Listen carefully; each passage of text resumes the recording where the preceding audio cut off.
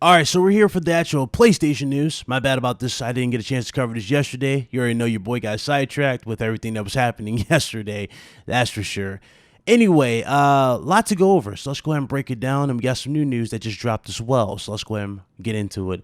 So Ubisoft or Ubisoft, whatever you want to pronounce it. I call it Ubisoft. I'm so used to calling them Ubisoft. Some people say Ubisoft. I'm so used to calling them Ubisoft. So excuse me. But they had a claim on their page, and or it was a claim they put out there that the PS5 won't be back and pat with PS1, 2, and 3 games. You know, they're saying that it wasn't possible at all. However, when people started to catch wind of this and it started to get a little traction, they retracted the actual statement. Hip Hop Gamer and a few others, you know, actually pretty much spread it around and was talking about it. And, you know, I was sitting there going, yeah, it is a little odd that they removed that. Now, to the people who are saying that it's not really odd, Sony paid them off. I mean, again, there's two sides to every story, right? Sony probably could have did that, but you know, there's two sides to every story. Maybe Sony does have a solution for a legacy back and pat. That's something we've been talking about we've been talking about that a lot on this channel.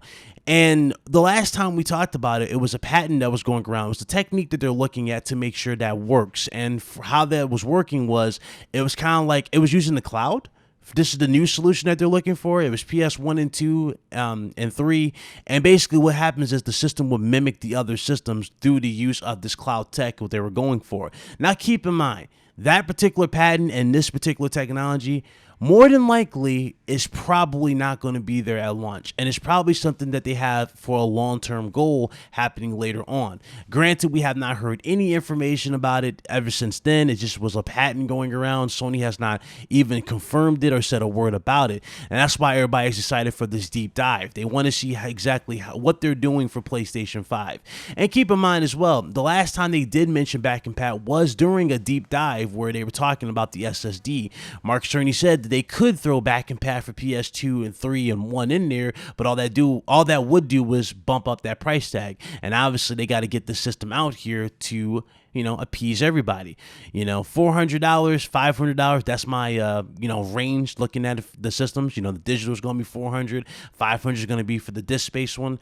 If they were to throw back and pat for all three in here natively, just the hardware side, that's going to be about $600 or $700 for the system. And God forbid, we're not paying that much for no next gen system, especially when everybody supposedly is on a budget. You know, that's what everybody keeps telling me. So there's that. Honestly, we'll get info on that very, very soon. Hopefully it's this month where we get this teardown and we get into the nitty and gritty of how the PS5 is actually working. But that's just my honest take on the situation. Okay.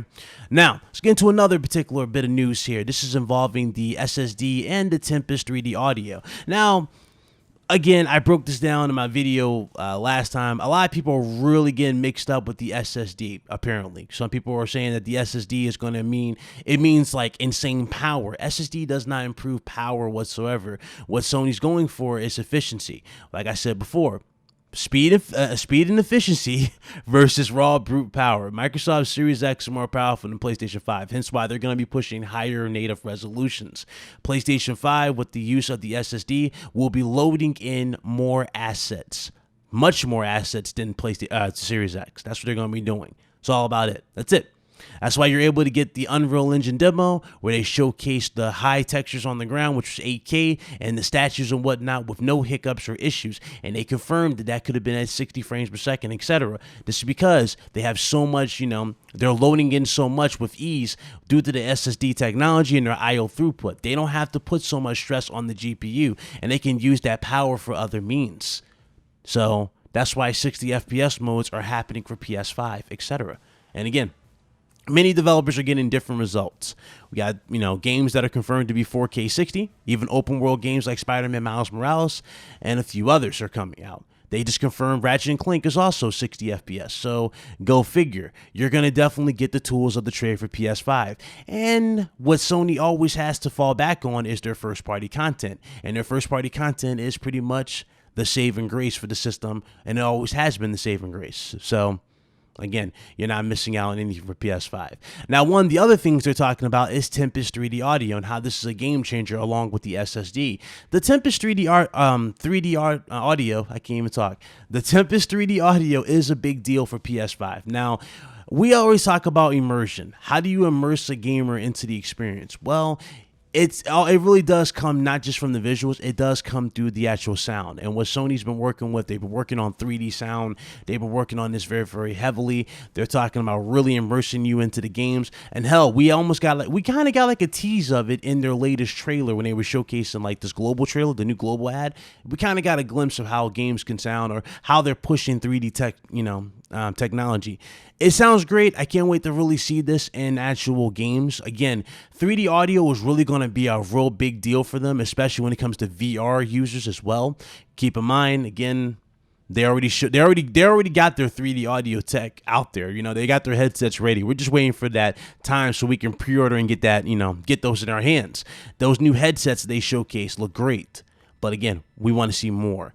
So, hey, it is what it is at this point. You know what I'm saying? I can't wait to see what's going to happen when it comes to their 3D audio and how they immerse you in games. We already know, man. Those who play Call of Duty, more pronounced footsteps, higher explosions, higher impact type of, punches you can hear through your headset. That's what they're going for with 3D audio, and it looks to be good. Can't wait to see what they're going to do later on.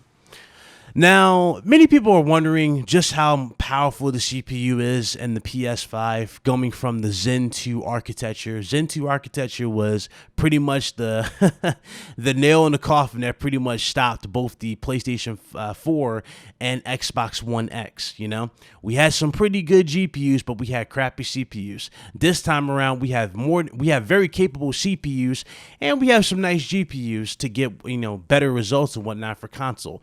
But just how big of a leap is PlayStation 5 from the Jaguar CPU? PlayStation 5 from the Jaguar CPU of things is 6 times more powerful than the Jaguar CPU. Sony is pushing that much more power with the PS5. Yeah. So trust me, you have no issues. You have nothing to worry about for PlayStation 5 when it comes to visuals and games. You're going to get the tools of the trade, like I said before, and you guys are going to be good to go. All right. So that's pretty much it for the daily news recap. Sorry for being a little late. I had to do a few things and had to laugh at a few particular things as well. But anyway, I'm back on track. I'll see you guys tomorrow. Hopefully you guys enjoyed this video. Definitely let me know in the comment section below what you guys think. And I will see you guys tomorrow for more PlayStation news, etc., etc. This is Big Cloud Gaming. I am most certainly signing out. Thank you very, very much for watching. And y'all have a good one. Later.